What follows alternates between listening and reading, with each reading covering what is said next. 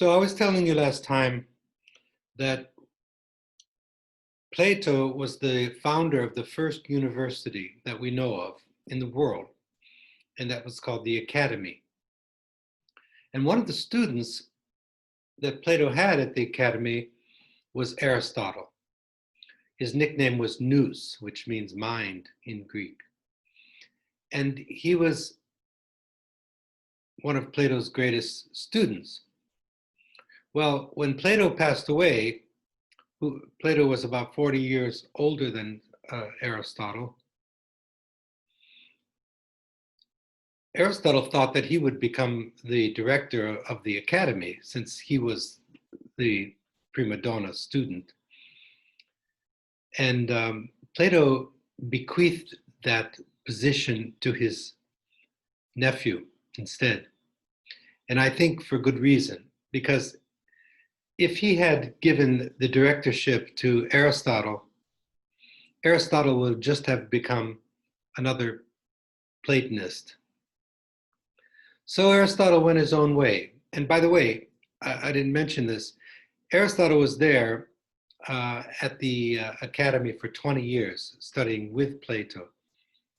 Aristotle was from the north, from a place called Stygida, which I visited actually at a conference on Aristotle's political philosophy. It's near Thessaloniki, like the Thessalonikians, like in the Bible, when Paul wrote letters to the Thessalonians.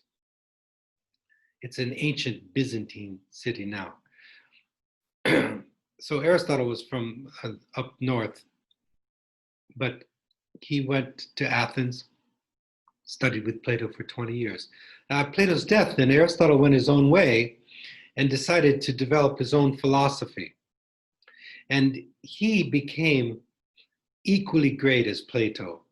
If not, it depends on who you talk to, but these are the two giants in our Western tradition. They're like two pillars at the beginnings of our Western tradition. And Aristotle wrote dialogues like Plato did, but none of these dialogues survived. All we have are Aristotle's lectures that he gave at his university, which he called the Lyceum. And he founded this school of thought, which is one of the major schools of thought in our Western tradition, and it's called realism. So Plato is the father of idealism, Aristotle, the father of realism. And we have an enormous amount of writings by Aristotle. And unlike Plato, what Aristotle decided to do is put these different ideas into disciplines. He created the whole notion of disciplines. So when you read Plato's dialogues, many of these disciplines are all contained in the dialogue itself. What Aristotle did is made disciplines. So he made one discipline he calls metaphysics, which is the study of reality, another one physics, another one anatomy, another one psychology. He invented logic, which is an enormous contribution to Western civilization, the whole notion of deductive and inductive reasoning. He wrote a book called The Prior Analytics, where he lays out the whole theory of the syllogism and deductive reasoning. And then in the Posterior Analytics, he writes a major work laying out the very foundations of inductive reasoning. These are the foundations of scientific method and of thinking in our Western tradition. That alone would have been enough to establish him as one of the great thinkers of our tradition. But he went on. He wrote one of the first philosophy of art books. It's called the Poetics. He wrote the Sophistical Refutations, where he lays out all the informal fallacies that we study in logic. He wrote a major 10-book work called the Politics. It's one of the major works in the history of Republican political theory. That was the conference I told you about that I went to a long time ago. And he wrote 3 books on ethics. He wrote a book and so many other disciplines. All these disciplines are interconnected, and he shows the connection, but they all demarcate out a particular sphere of study. So if we want to focus on Aristotle's theory of human nature, two of the best places to go are a book that he wrote, or lectures that he gave, which came to be called On the Soul in English. De Anima was the Latin name.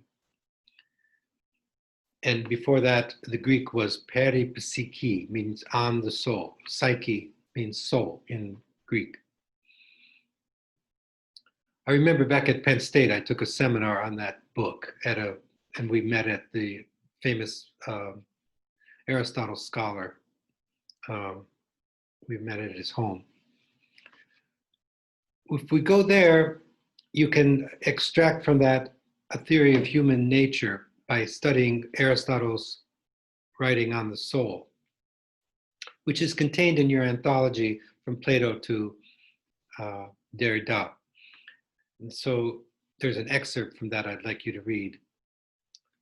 The other place would be the Nichomachean Ethics. I told you Aristotle wrote 3 ethics books. And the most fully developed one, and the one that incorporates the other 2, is called the Nichomachean Ethics. Aristotle's father was named Nicomachus. He named his son Nicomachus also. And so he gives the title of his ethics books, Nichomachean Ethics. It's like, I think it's a kind of literary device to express the intimacy of the practical wisdom of a father to his son. But of course, the book is written to us, to all posterity. So the Nichomachean Ethics is one of the most fully developed ethics books in ancient philosophy. But there's no way of overemphasizing the importance that Aristotle had on our Western tradition. I mean, he and Plato exerted the most influence and are perhaps the most influential and significant thinkers of our tradition. You can't overestimate that. During the Middle Ages, they didn't even mention his name. They would just say, as the philosopher says, and everyone knows they're talking about Aristotle. Okay, so let's go to those 2 places. I think I'll give 3 short lectures like I did with Plato, and this time on Aristotle. And today I'll talk about On the Soul, the De Anima, that book. And then I'll talk about the book 1 of the Nichomachean Ethics. I gave you I think if you read books 1, books 2, book 6, and book 7, I have the page numbers in the syllabus of the Nichomachean Ethics. That will be enough. It's in the book, it's from pages 157 to 202. It's not the whole 10 books of the Nichomachean Ethics, but it's enough for our purposes.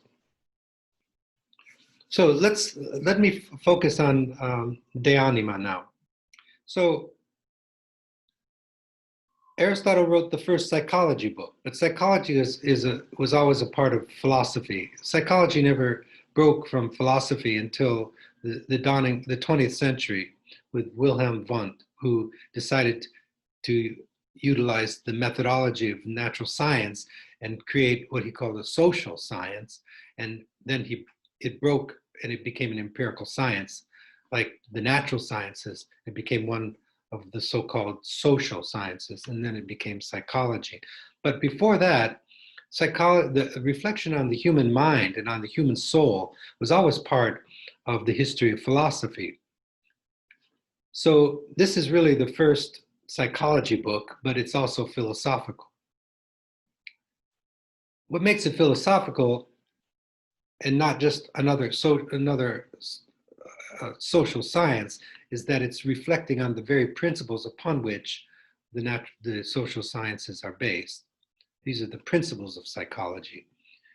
So the word psychology means the study of the psyche, and the book is called De Anima, on the soul.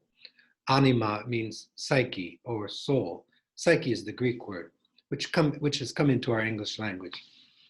Okay, so the big thing about Aristotle's idea of the soul, well, let me go through just the outline. Let me just outline the structure of the book a little bit for you. The book has the first chapter is all about the pre-Socratic philosophers' notion of the soul. And Aristotle launches this critique of the pre-Socratics. You see, Socrates and Plato were not the first philosophers. The first philosophers came to be called pre-Socratics, and they were before Socrates, and they were the first natural scientists. There was no separation between natural science and philosophy, like Pythagoras, you probably heard of from his theory of the numerical notion of the universe, and the Pythagorean theorem, for example, and his great contributions to cosmology, the study of the universe, and cosmogony, the nature of the universe, and how reality is numbered. But that's Pythagoras. That's only one of the pre-Socratics. So there were these pre-Socratics. Now, Aristotle, at the beginning of De Anima, he launches this interpretation where he lays out all these philosophers, what they said about the soul. And his criticism is that they all made the soul into something material. So Aristotle believes the soul is not one of the elements. It's not air, it's not a breath, it's not fire, it's not made of the earth. It's none of the elements. And yet the soul is what gives life, okay? This is the big thing. So for ancient philosophy, not just Aristotle, but all ancient philosophers believed that whatever has life has a soul. In modern times, there's this belief that came into the world, mainly from Christian theology, from the Middle Ages and then later Christian theology, that only humans have a soul. But in ancient times, anything living has a soul. So even plants, if you go back to Plato, even the natural world, the inorganic world, the whole universe is made like a human body, and it has a soul. He called it the world soul. But for Aristotle, he starts life with the plant kingdom, like the lowest, like algae, the most basic form of plant life. So anything living, the whole plant kingdom, the whole animal kingdom, and the human world, the human beings have a soul. Because anything living has a soul. And life for Aristotle starts with plants. So the soul is what gives life. But how does it give life? Well, Aristotle, one of the great contributions he made to our thinking was to realize the movement from potentiality to actuality. Like if you look at an acorn, it has seed. An acorn is a seed. It has all the potentiality in it to become an oak tree. It's all in that acorn. But the oak tree is not the acorn. So what is it about the acorn that's different from the oak tree?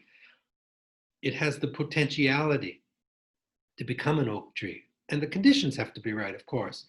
It has to fall into some fertile soil. It has to have some space. It has to have some light, has to have some water. And if the conditions are right, it germinates and it becomes an oak tree. So there's a force, there's a force that allows potentiality to become actuality. Now, Aristotle is a big thinker in terms of purposes. The word for purpose in Greek is telos, T-E-L-O-S. Telos means the aim of something or the purpose of something. So the purpose of the ear is to hear, the eye to see, the nose to smell, the hand to manipulate, the axe to cut, the rose bush to produce roses. Everything has this telos, everything has a purpose for Aristotle. In fact, he emphasizes this so much He's come to be called a teleological thinker. Sometimes they make um, they make adjectives out of things. He's constantly looking for the purposes of things. Nature is always purposeful. So the purpose, a human body is a natural body, like any body, starting with the plant kingdom, the animal kingdom, and the human body, has organs and purposes. And what allows those organs to do what they can do, like what allows the ear to serve its proper function, which is to hear, the eyes to serve its proper function, which is to see. The power that allows those organs to do what they can do, that's the soul. And so he defines the soul in book 1 of on the soul as the first entelechy of a natural body with the potentiality for life. So he coins a new word, entelechy. Usually when you see the word en in front of a word, it means the enactment of something, to put it into action. And telechy comes from telos, that word I just told you about, which means the purposes of things. And by first, he means that even if you're not using, like when you're sleeping at night, you may not be looking at anything, but your eyes still can see. Your ears still can hear, even though you're not listening to anything. That's what he means by first, but don't get hung up on the word first. So that's his definition of the soul. The soul is the first entelechy of a natural body with the potentiality for life. So humans are natural bodies. We have natural bodies produced by nature, and we have the potentiality for life. So when the soul is there, then all those organs can do what they can do. When there's no soul there, the body may still be around for a while, but nothing works. People, nothing works. The eyes don't see anything. The brain doesn't work. The ears don't work. Nothing works. So the soul is like the first entelechy of a natural body with the potentiality for life. And by taking that potentiality and making it actual, it gives life. So that's the great thing about the soul. It gives life. So anything living has a soul. So plants have a soul. Animals have a soul. Humans have a soul. Anything living has a soul. Now, what he does then is structure his whole book on the three kingdoms. So there's a whole book that he writes. It's one book, but it has 3 parts. Usually with classical books, sometimes they take the parts, they call them books. And it's confusing to us because we think of a book as just one thing. It's one book, but it has 3 major parts. First part is all about the plant kingdom and the plant soul, the vegetative soul. And he's got, actually, if you use different words, all the ideas are there for a theory of photosynthesis, because he's talking about taking in light and nourishment, turning it into its own life, how plants can produce their own species, and he shows the limitations too. They don't have locomotion, they don't have a mind, they don't have, what they don't have either. So he lays out the whole idea of the vegetative soul. Okay, so we don't have to worry about that because that's not what our topic is. But I do want to bring that out because it does change our attitude towards the plant kingdom when we start thinking about plants having a soul. And then the next book is all about the animal soul. He calls it the sensitive soul, because the big difference between plants and animals for Aristotle is that animals have 5 senses and locomotion, and they have a mind. But the big thing about animality for Aristotle is desire. We have appetites. Okay, so anybody that's lived with animals, or if you've been around animals, even domestic animals or wild animals, the drives are important. You know how important feeding time is for my dogs, for example, or on the farm, feeding time, right? It's a big deal. And it's not just feeding, but any drive, and all the different species of animals have their own specific kinds of drives.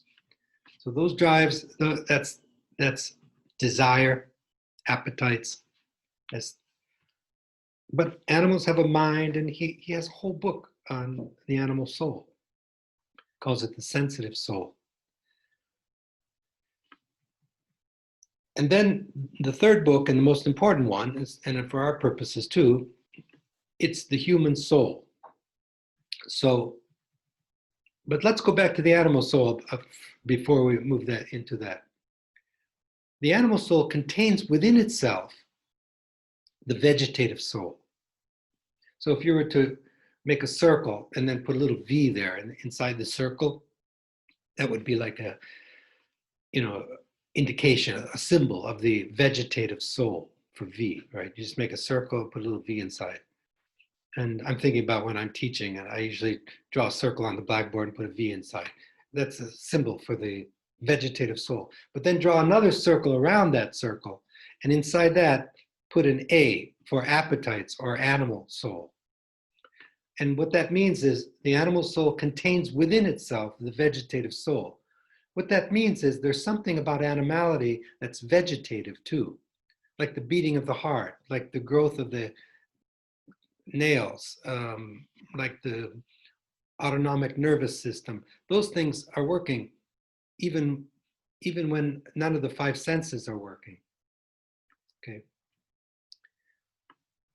Now, when you move to the human soul, the big distinguishing difference between humans and all other beings is reason. So you draw another circle around the animal soul and put R there for reason. Now, Aristotle also taught humanity, and we do this all the time. When you want to define something, you always find its genus and its species. Not genius, not G-E-N-I-U-S, G-E-N-U-S, genus. The genus of something is the class to which it belongs. So if you want to define a human being, or whatever you're defining, first ask yourself, to what class does it belong? Well, for Aristotle, the class, the genus of humans is animal. If you look around, the kingdom, the species that we most look like, I mean, you have to be blind not to know, not to see this. Animals have faces, right? And then we have faces. Animals have locomotion, we have locomotion. Animals have digestive, one could go on and on. So to deny human animality, you really have to go against all of biology, all of common sense, and all of empirical observation. And yet many have tried to do that because they want to say, no, you're not your body because the body dies.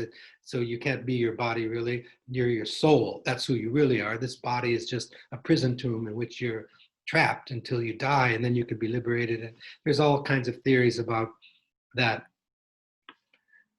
But you really have to look in the mirror and say, that's not me, And so for Aristotle, the genus to which humans belong is animals. We're all animals. And there's nothing embarrassing about that. I mean, I always felt proud to be an animal rather than embarrassed. Okay, so that's our genus. But now, the next thing you ask, how is this human animal different from all the other animals? Well, Aristotle is the one who said that we have reason. That's the differentia in Latin, or the specific difference. That's our species. So humans are the animale razionale. We're the rational animals, okay? We're animals that have reason. Now he, unlike Plato, distinguishes two kinds of reason. There's contemplative reason and there's calculative reason. Two kinds of reason. Plato never made that distinction. By the way, let me just do a kind of digression, or it's not a digression, but something important that I needed to have said that I didn't.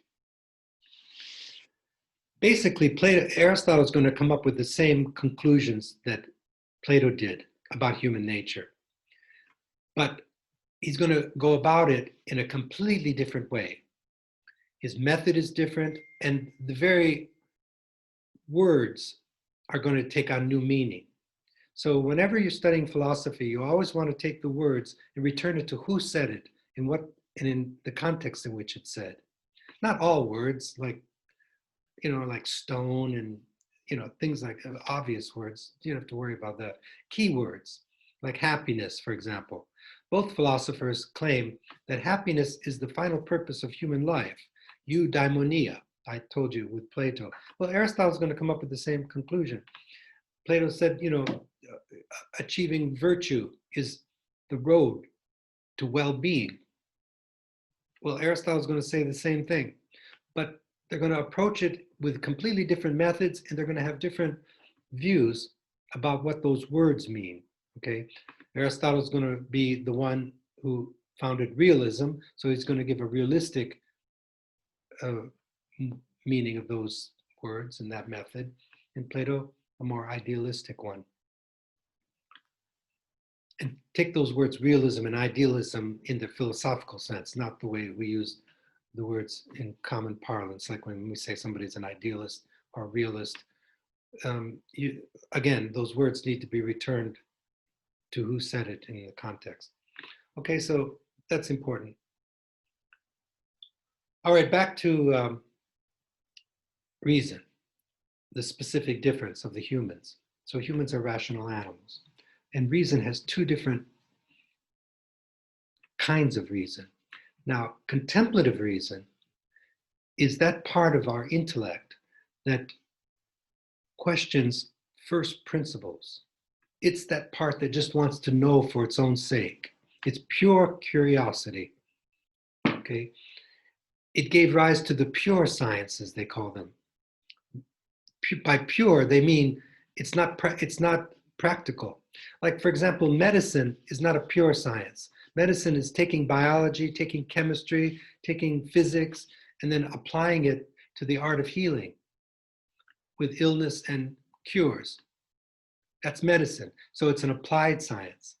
Mechanics is an applied science. You take physics and you apply it to the natural world, and then you have mechanics, and then you have machines and technology. And so there are the pure sciences, then there are the applied sciences.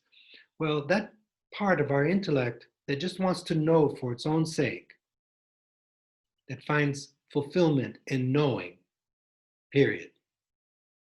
That's contemplative reason. It's pure curiosity. It's what gave rise to the pure sciences. But there's another kind of reason that humans have developed, and it's an outgrowth of instinct. But it's not instinct. Instinct is blind. It's not conscious of its own method. And he calls this practical reason or calculative reason. So you have two kinds of reasons. There's contemplative reason, which just wants to know for its own sake. And then there's calculative reason, which deliberates. Sometimes it's even called deliberative reason. Let's settle on deliberative reason. I like that better because you're deliberating, okay? And so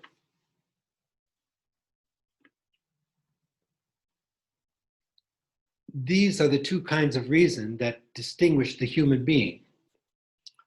Animals have curiosity, but they don't develop it as much as humans. They're just curious, and you can see it in like puppies and animals. But humans have a very highly developed curiosity. That's why we've given rise to all this knowledge and science and so on. And that developed in humans what he calls contemplative reason. And then animal instinct had become conscious in humans, and it grew to a point where it became deliberative reason. It became conscious of itself, of its own method. And then it became deliberative reason. So humans have this contemplative reason and deliberative reason, okay? So that's enough on the soul, that book on the soul. Now, what Aristotle does there's a lot more to that book, right? But that's enough for our purposes. Now, if you go to book 1 of the Nichomachean Ethics, and I'll take you through some of the sections of the book, but the most philosophical part, let's jump to the last section of book 1, and then we'll go back.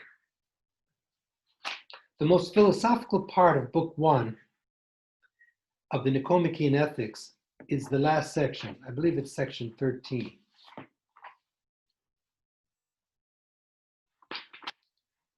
Well, 13. It's called the psychological foundations of the virtues, but the word psychological is used in the ancient sense.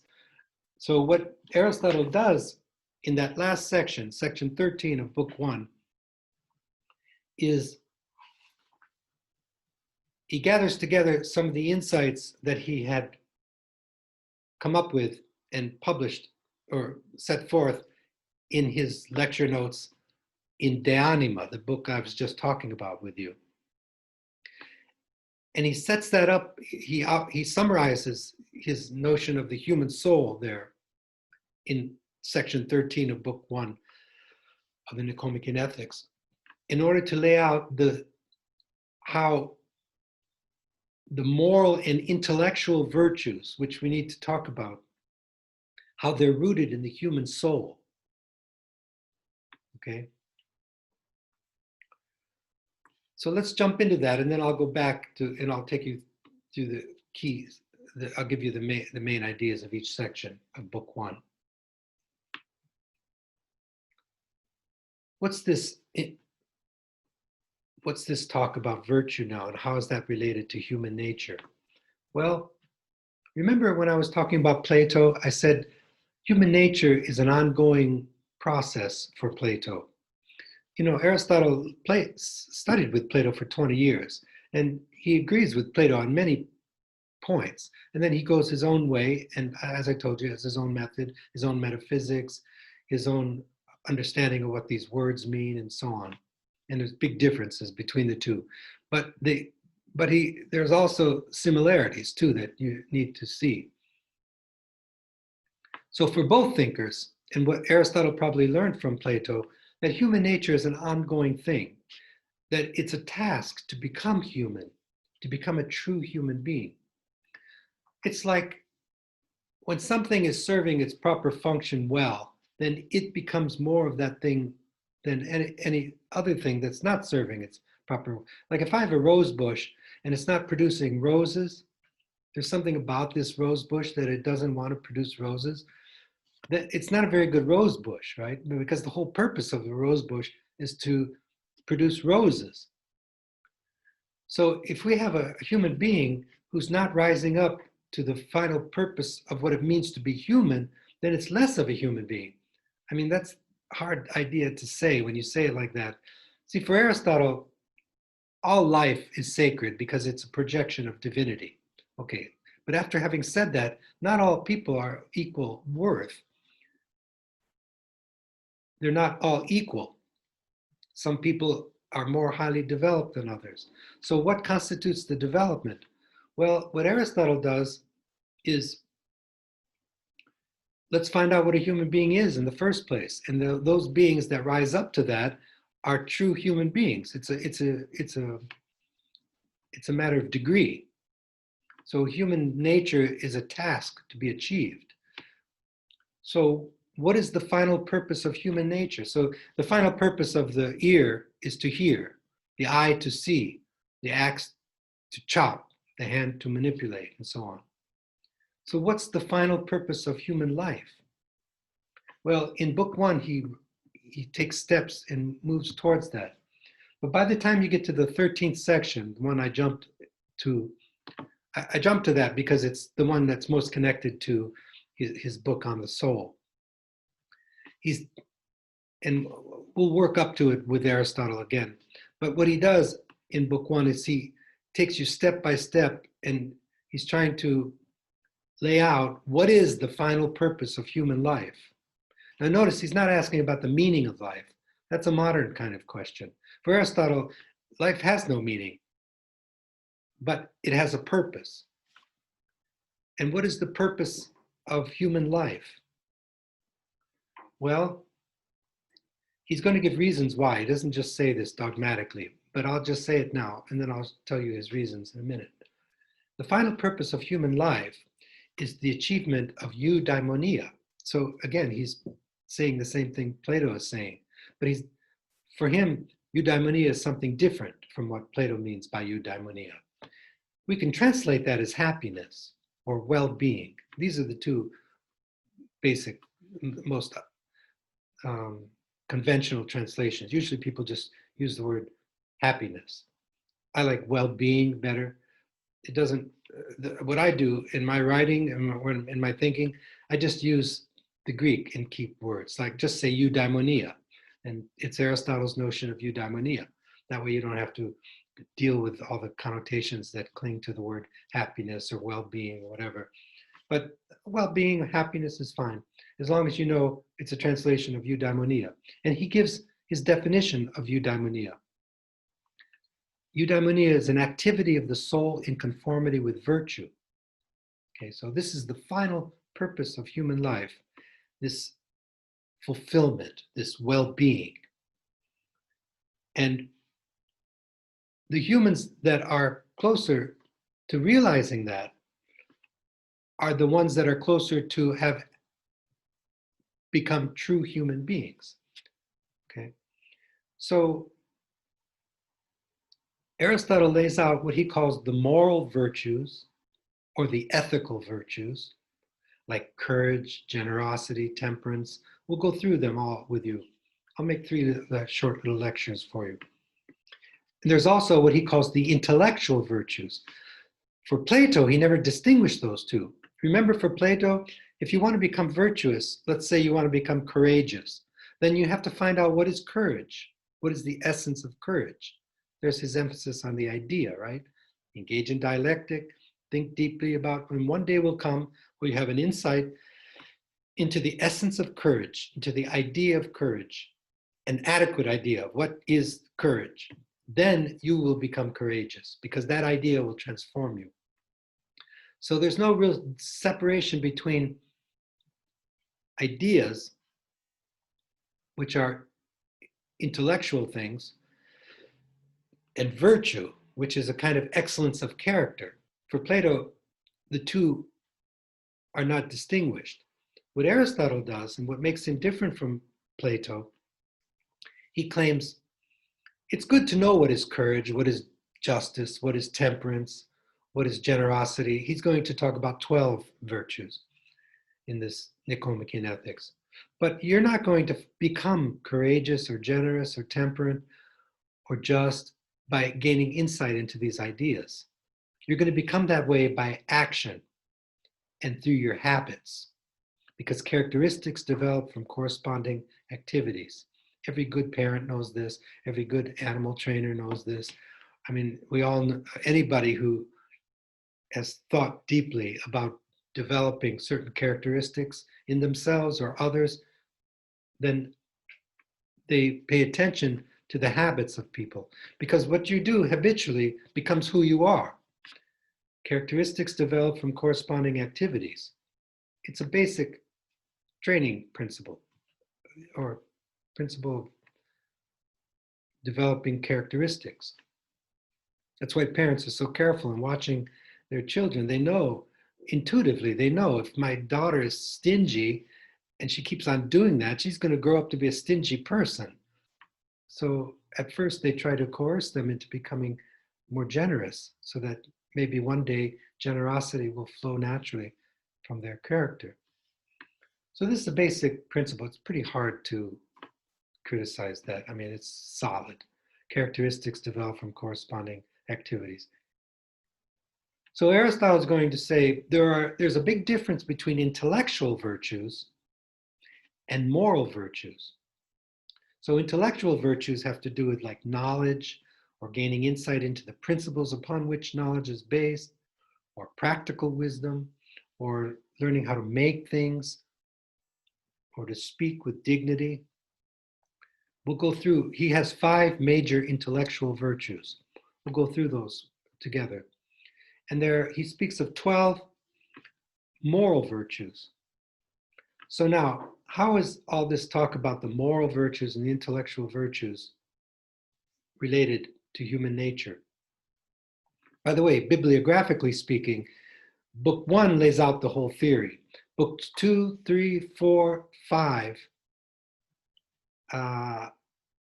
all, and I think 6, all talk about the moral virtues. Okay, so Aristotle's ethics is called virtue ethics usually. So books 2, 3, 4, 5, 6, all about the moral virtues. Book 7 is devoted to the intellectual virtues. So I'm going to give a special talk on book 7 and a special talk on books 2 through 6 on the moral virtues. This one, I just wanted to lay out some important things about his theory of human nature. So how is all this talk about the moral virtues and the intellectual virtues related to human nature? Well, let's go back and let's put the pieces together. The final purpose of human life is eudaimonia, that is, an activity of the soul in conformity with virtue. But now there's two kinds of virtues, the intellectual virtues and the moral virtues. So the more we cultivate these two kinds of virtues, like with the moral virtues, for example, the more courageous we become, the more temperate we become, the more generous we become, the more magnificent we become, the more friendly we become.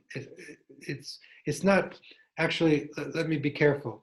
For Aristotle, it's always a balance. It's not the more, the better. It's the better is always the balance. We have to talk about that when we get, in other words, to become courageous, it's not just to be completely rash and run into destructive situations and just like die, because you're so angry at someone. That's not courage. Courage has to do with acting habitually with the proper measure with respect to the feelings of confidence and fear. So if you're overly confident, that doesn't mean you're courageous. If you're overly fearful, well, no, you're a coward. But in between, there's this proper measure. That's the key word for his moral philosophy. It's called metron. They usually translate it as mean. I don't like that word mean because it means all kinds of things, like an average or something mediocre, and it doesn't mean any of those things. Metron is the Greek word, and it means proper measure. That's how I translate, because it's the best translation. I'm not a Greek expert, but on certain words I feel strongly about, because a mistranslation of a certain word can throw thinking into, a kind of one-track thinking that's not accurate. So metron, metron, means proper measure. So it's not like the more the better. It's about balance. Okay, so all the moral virtues are going to be accruing in one's character, not by knowing what that virtue is. I mean, that's important. Aristotle's not anti-intellectual. In fact, he's Mr. Intellectual. I mean, if you wanted to name somebody who's the intellect of intellects, it would be Aristotle. So there's no way of saying he's anti-intellectual. He's just saying that it's not enough to know what these virtues are. That Plato was on the right track, but he wasn't practical enough. He wasn't realistic enough. He was overly idealistic. When we act habitually, and the Greek word is hexis, Hexsis, that means habit in Greek. When we act habitually with the proper measure with respect to feelings and actions, then these moral virtues accrue. Now, how do we find the proper measure?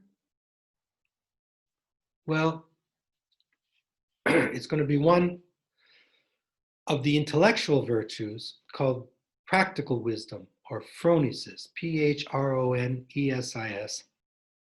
That's one of the 5 intellectual virtues. That is going to give us the proper measure in any situation. And by acting with the proper measure, then automatically these moral virtues accrue in our character. But now I'm drifting into his moral theory.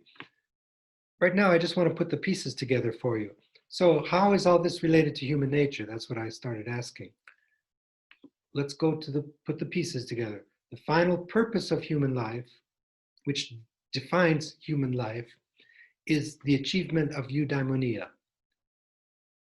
Okay, and what is eudaimonia? Well, he defines it for us. It's an activity of the soul in conformity with virtue. So when we're acting virtuously with regard to the moral virtues and virtuously with regard to the intellectual virtues, then there's a happiness that accompanies that and a fulfillment that accompanies that, a kind of blossoming that accompanies that, a kind of feeling that nothing is missing, a feeling of fulfillment. One is achieving the final purpose of human life. One then becomes a true human being. So the road to human nature is the development of the moral virtues and the intellectual virtues. Well, that's exactly what Plato said, only he's going to talk about a completely different understanding of the way toward moral and virtues. He's going to make a distinction between the moral virtues and the intellectual virtues very differently from Plato. And he has a completely different definition of the final purpose of what eudaimonia is. So there are very many differences between the two, but the big pieces are the same. The road to becoming a true human being is the development of virtue and wisdom. They're both saying the same thing, but they have a different idea. What is virtue? What is wisdom? And what road will take us there most adequately? Let me just go through briefly. I mean, through book one, and I'll try to mention how each of these sections relate to human nature. Normally, when I teach this book, it's like a course in ethics, and the Nichomachean Ethics is, like I said, one of the most fully developed ethics books in ancient philosophy. And so I bring out the ethical part of it. But each section, could shine light on our notion, what we're concerned with in this course is human nature. The first section of book one, what he talks about here is all of our actions are aiming at some good. Here he's bringing out the teleological nature of his thinking. Remember I told you Aristotle's a teleological thinker. Aristotle thinks whenever we're doing anything, we're usually doing it for the sake of achieving some good. Like if I open the window, it could be something as mundane as that. I want to bring fresh air in the room. Okay, so I think fresh air is good. That's why I'm opening the window.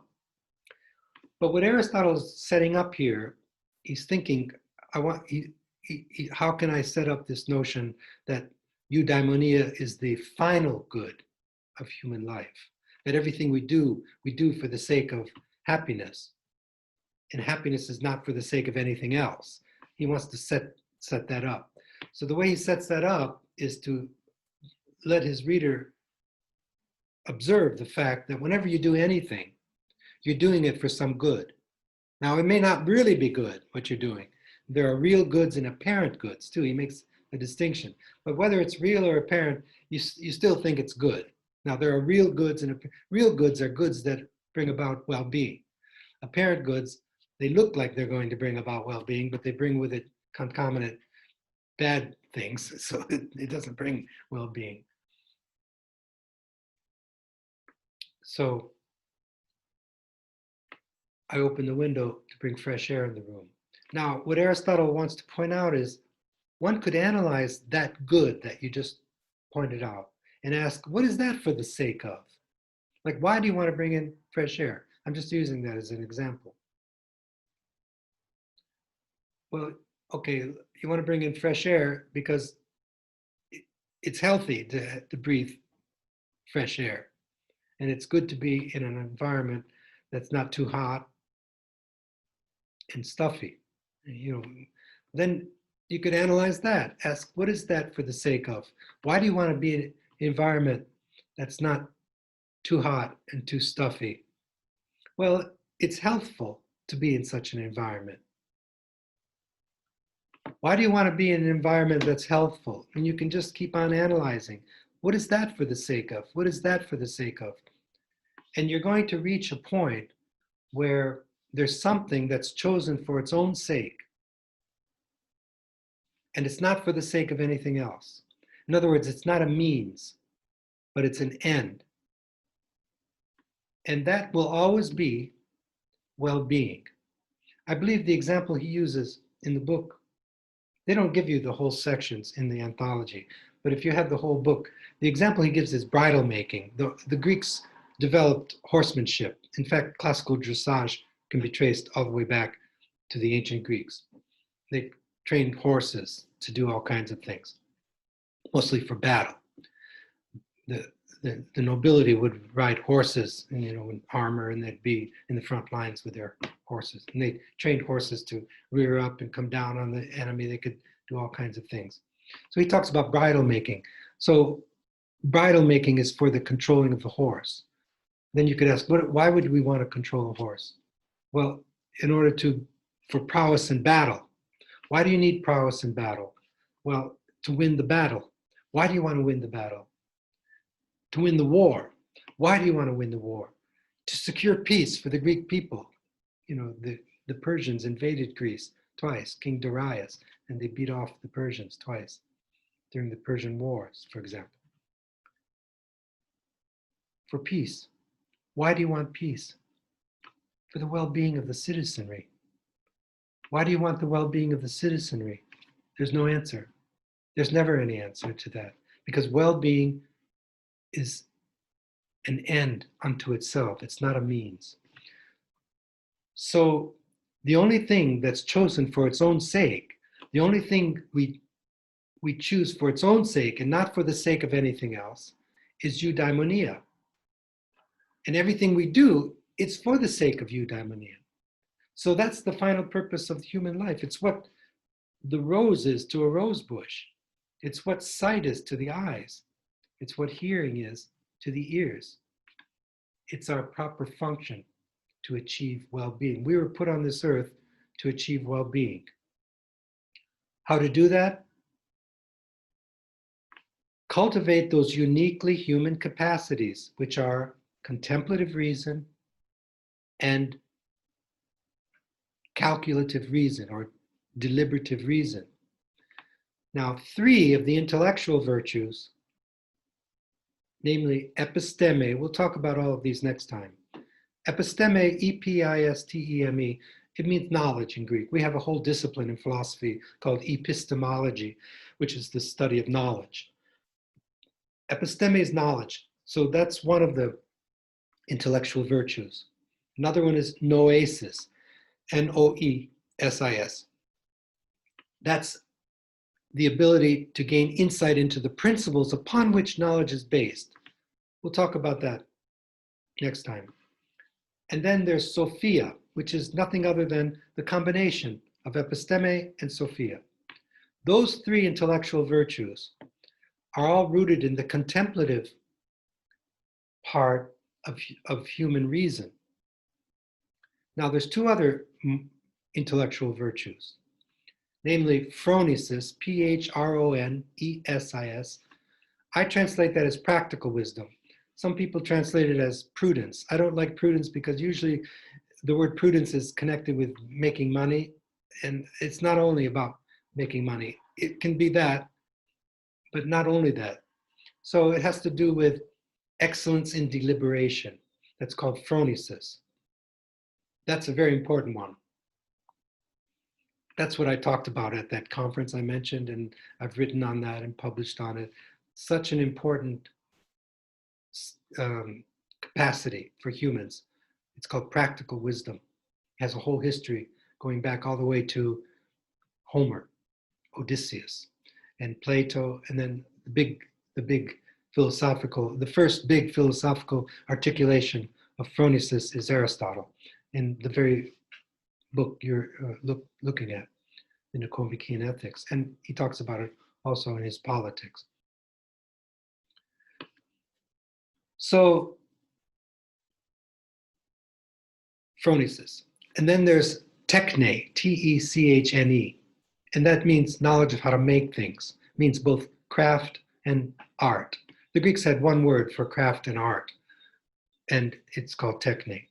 And both techne and phronesis are rooted in the deliberative part of reason. And then all the 12 moral virtues that he's going to talk about from books 2 through 6, they're all going to be rooted in the deliberative part of reason is commanding the appetitive soul, the animal part of our soul, where all of our passions are, and it's training it, just like you're training a dog or an animal.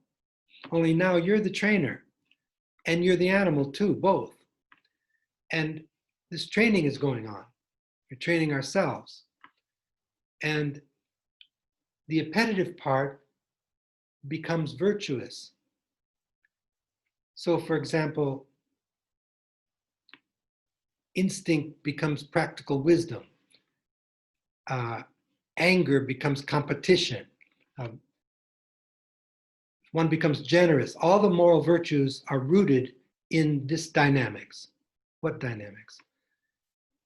The deliberative part of reason is commanding. The appetitive part is obeying. And at first it's a struggle. And then later the appetitive part becomes naturally obedient, like a well-trained animal. You know, when I'm training my dogs, if I just open my hands up and bend forward, my dogs come to me because they know that means come. At first, they didn't know that. I had to reward them and shape that behavior. Now, I just bend down a little bit, put my palms up, and they come. So the same thing happens in human nature. When we train our appetites, at first it's a struggle, and then we train ourselves. And then those appetites become virtues. So that's the psychological dynamics of the moral virtues. There's a training going on. Deliberative reason is commanding, and the appetitive part of our soul is becoming naturally obedient. So that's why he's talking about the psychological foundations of the moral and intellectual virtues. That's why he's talking about the soul of humans. So he could show that these virtues are rooted in the very souls of humans. So let me just go quickly through some of these sections here. Section 2, politics as the master science of the good. The two sciences that study the highest good for humans and how to achieve that, and therefore how to achieve true humanity, is politics and ethics. In fact, ethics is nothing other than a branch of politics, but politics is supreme to ethics. They both have the same purposes. Ethics has to do with what are the conditions that will bring about the well-being of the people and of an individual. And politics is the same thing, only you just expand it to include the citizenry. The whole goal of politics are to study what are the conditions that will bring about the well-being of the citizenry. So these are the two supreme sciences of the practical good for humans, science, politics and ethics. And Aristotle emphasizes very much in his theory of human nature, the social nature of humans. Humans are naturally social. We don't make ourselves social by some social contract or anything, that we're naturally social beings. So even when he talks about humans as individuals, he's always going to talk about our being with others in the Nichomachean Ethics, for example. Section 3, the limitations of ethics and politics. What he's saying there is that these two sciences, political science, politiki is the Greek. It's not like political science today, which is one of the social sciences. It's just knowledge of statecraft. That's political science in ancient times. And ethics, which belong together. Remember I told you, they're the two sciences that study the practical good for humans. They're not precise sciences. They're not like mathematics or physics or even metaphysics for Aristotle. But what we lose in precision, we gain in relevancy, because these are the most important things. Like even today, people are voting, even though it's so difficult. The conditions to vote are so difficult. the pandemic, and then, there's this whole attempt to make voting difficult. And people are still lining up and voting because intuitively we all know how important politics is. So what we lose in precision, we gain in relevancy. This is about our life. So that's the main point of section 3. Section 4, happiness is the good, but many views are held about it.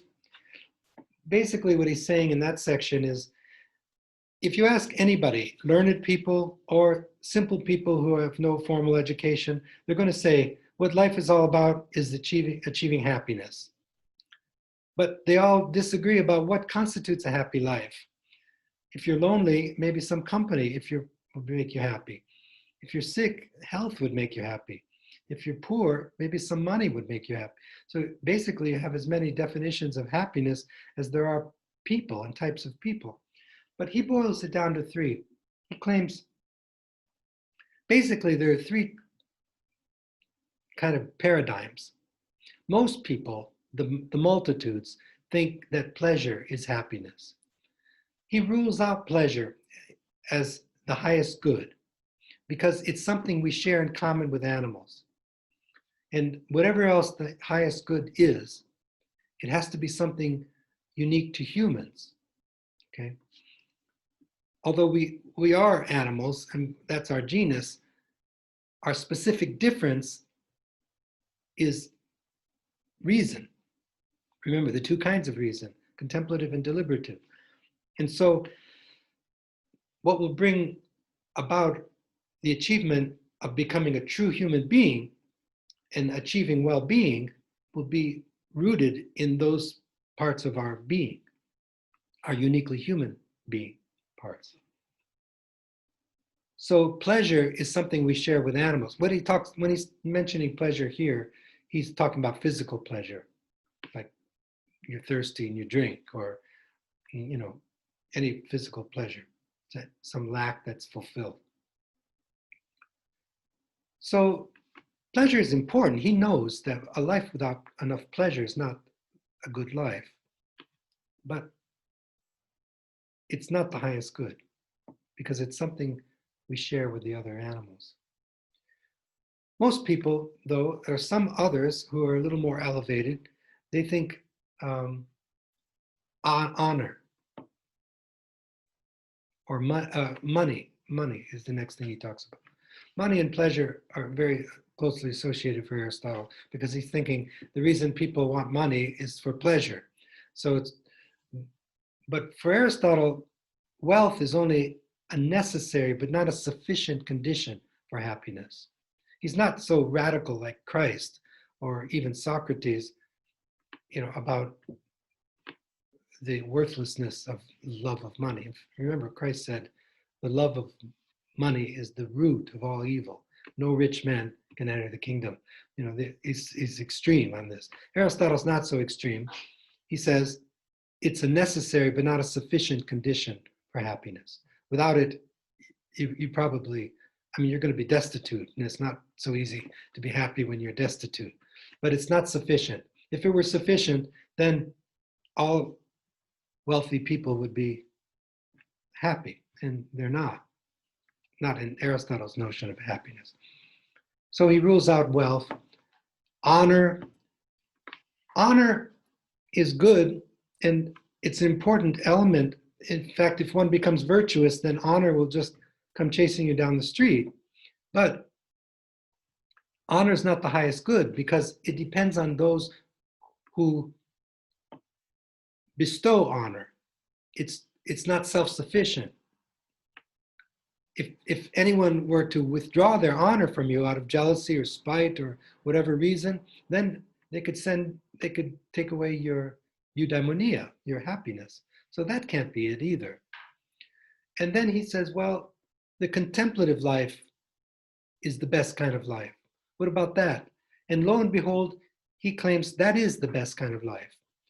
The best kind of life is the contemplative life. But then he stops abruptly and he doesn't tell why. But he does in book 10. Now, I'm not going to have you read book 10, but in book 10, he gives arguments why the contemplative life is the best kind of life. My own reasoning about why he postpones that is he doesn't want to give the impression that he wants you to withdraw from the world and monkish solitude. His ideal human being is the one who's very much engaged in the world. It's sort of like an act of somebody who's actively engaging in the world and at the same time spiritually inclined. Someone like Gandhi, for example, who was a great intellect and at the same time an activist. So there are various views of what is the highest good, and he goes through these four, basically pleasure, wealth, honor, and the contemplative life. And he claims the other three are going to play a role, but they're not the highest good. But the contemplative life is the best kind of life. And that's going to be the activity of these intellectual virtues that he's going to talk about. Section 6, I'm not going to ask you to get into that too much, but you'd have to know Plato pretty well. Remember, I told you he studied with Plato for 20 years at the academy. So section 6, where he takes up Plato's view of the highest good, and he launches a critique of Plato's notion of the idea of the good. Remember in the allegory of the cave we studied, and in the divided line, that dot above the line, that represents the idea of the good. It's like insight into God, into what is the ultimate. And Aristotle claims that this is overly abstract, and he gives arguments, actually. We don't need to get into the arguments. They bring us into a deep critique, Aristotle's critique of Plato's metaphysics. And if we had time, I could get you to understand that and you could read it. But for our purposes, you just need to know that the good for Aristotle is very much an activity. It's not insight into some idea, but it's a particular way of life, and it's a particular development of the moral and intellectual virtues. Remember, it's an activity of the soul in conformity with virtue. So he's going to put the accent on activity. Section 7, the good is final and self-sufficient. You just need to know, well, I want you to read all these sections, but I'm trying to summarize them for you. By final, he doesn't mean it comes at the end of your life or anything. He just means it's final logically, not chronologically. By final, he means it's chosen for its own sake. So remember when I was talking about opening the window or the bridle making, everything we do for the sake of something else. And that something else is for the sake of something more fundamental. That something else is for more fundamental, until finally you come to, it doesn't go back to an infinite regression. There's something that's absolutely final. And it's not chosen for this. It's not a means, it's an end. It's not chosen for the sake of anything else. So that is eudaimonia. So one of the criteria that must be met in order for the highest good to be the highest good, it has to be final. The other criteria has to be self-sufficient. By self-sufficient, he means if you have it, you don't need anything else. When something is self-sufficient, it means that's all you need. So if it's final and it's self-sufficient, the only thing that meets those two criteria is eudaimonia.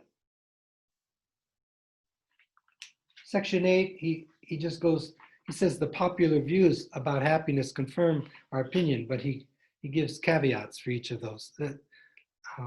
So that's not too hard, that section. Do the fortunes of the living affect the dead? That sort of comes out of the blue. You see, these are lecture notes that he gave. I kind of think that somebody might have asked that, or maybe he just felt like putting that into his lecture because it sort of comes out of the blue. It's a strange question. It's like, if somebody lives their life and then they die and then they're gone, right? And then there's others who are their friends or their relatives, and maybe they do certain things that are not so good, or they become debauched or something like that, or they do really bad things, commit crimes. Does that affect those persons who had already lived their lives and that are gone?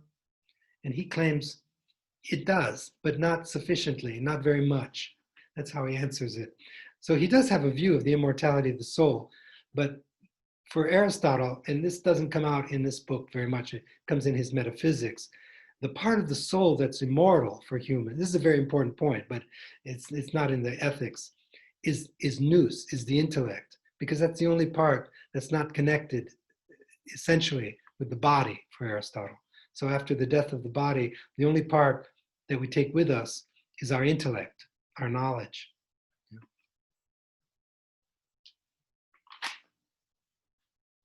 And then the 12th section, the praise according to happiness.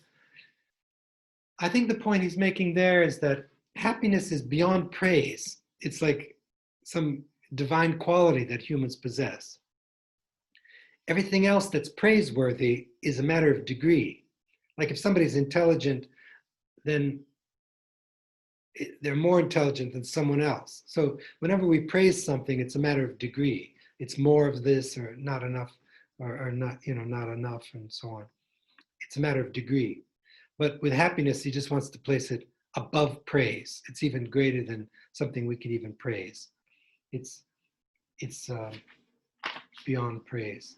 And then we went over section 13, the last section, the psychological foundations. The whole purpose of section 13, which is the one that pertains mostly to our purpose here of finding out human nature, is to show that these moral and intellectual virtues that he's going to spend so much time talking about in books 2 through 7 are rooted in the very soul of humans, which is the human soul is a circle. That circle, I put a dotted line around that big circle. And part of it is contemplative reason. The other part is deliberative reason. And then there's another circle inside that circle. That's the animal soul. And then there's a circle inside that circle. That's the vegetative soul. So you have the vegetative soul. You have the animal soul. It encircles that. And then the human soul encircles that. And then put a dotted line within the space of the human circle. And one part is contemplative reason and deliberative reason. And so the human soul contains within itself the vegetative soul. I didn't say that. That's important, though.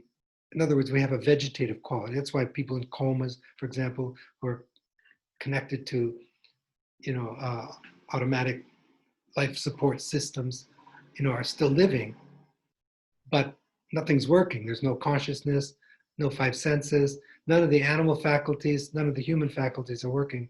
It's just the vegetative faculties. So we contain within ourselves. That's why our nails grow, our hair grows, and so on.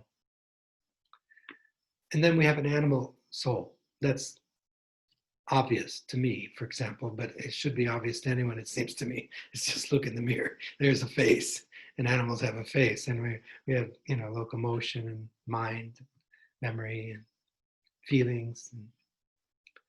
And then this intellect, that's what defines the human. Humans are the rational animals. But then remember, reason has these two parts, contemplative and deliberative.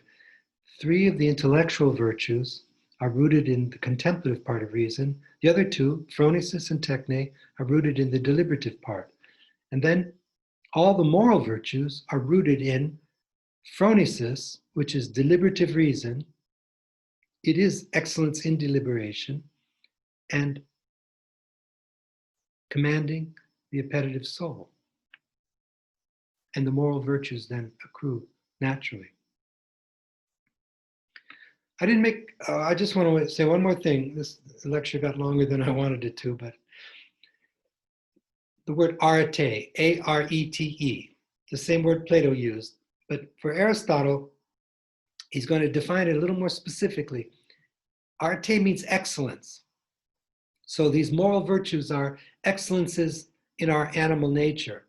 The intellectual virtues are excellences in our rational capacities, that part of our being that sets us apart or distinguishes us. It doesn't take us out of the animal kingdom. It only says how we're different from the other animals. That's an important point, actually. I really want to emphasize that, because animality is becoming almost, if you ever watch television, or you ever notice how when somebody wants to call someone the most horrible thing they can think of, they call them an animal. You ever notice?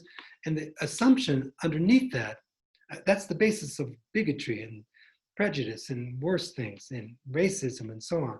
But underneath that is the assumption that animals are some lowly things. But when you think deeply about animality, you realize that humans are animals. So when you call someone an animal, that's not really if somebody calls me an animal, I'm sort of happy about that. I'm very proud to be an animal. But for Aristotle, the human animal is different from all the other animals, of course. That doesn't mean we're not animals. And that doesn't mean animality is something to be ashamed of.